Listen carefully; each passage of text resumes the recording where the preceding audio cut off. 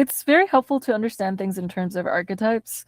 And John Beebe himself says that it's not a quantitative link. Like people think that your eighth function is the weakest because it's the eighth, but it's really a qualitative way of describing the functions. So he really emphasizes that all of them are distinct archetypes. That's why he created the function order. And so, yeah, the first function, the hero function, is like it has heroic qualities and it is something that we feel we can do very well and that we jump to and that saves the day. With the good parent, let's say with introverted thinking in you, it's what we do to help other people too. That's the parental role it has in our life.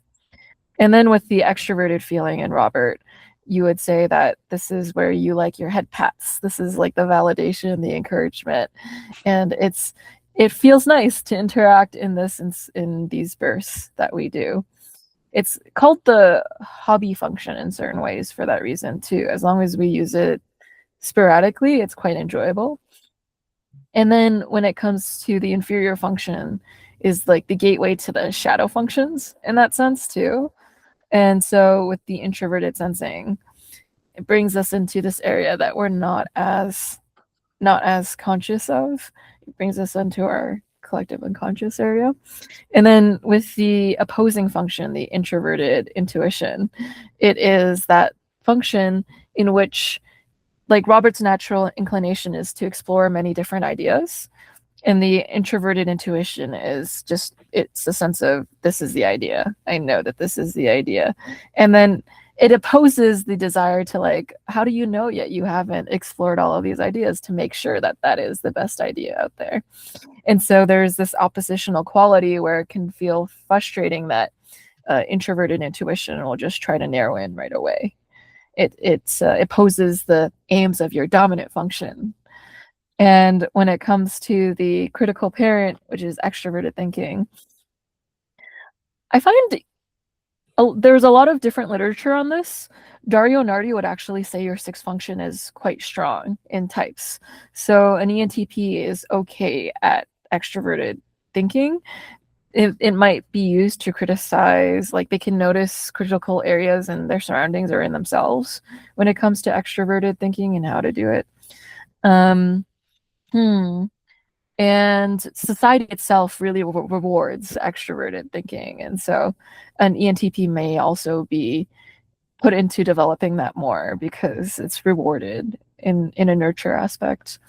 And then when it comes to the trickster function, which is the introverted feeling for the ENTP, ENTPs don't always know how they feel. They may be the last to know how they truly feel about a thing.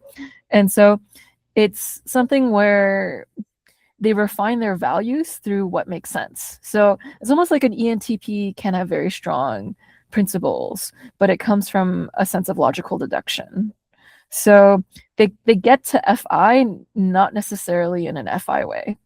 So FI is basically short form for introverted feeling. And so an ENTP may understand how they really feel through analyzing it, as opposed to like trusting their visceral feeling always with the thing. Like they might question their visceral feeling around a thing because they want to stay more impartial.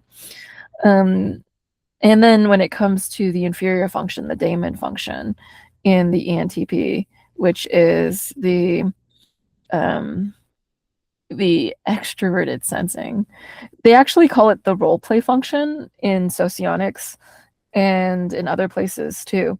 And what it essentially is an ENTP can sometimes look like an ESTP in that they're both experiential, they're both experimental, they're both open-minded in collecting more of life itself. And so they share qualities, but the thing is, you don't always take life at face value. Like extroverted sensing is seeing life as it is and just doing it. Whereas when it comes to the extroverted intuition, you see the many possibilities of thing. And like an extroverted sensing dominant, like an ESTP, may only see like one way, like this is the one reality. An ENTP is going to be like, there are many ways to interpret this specific situation.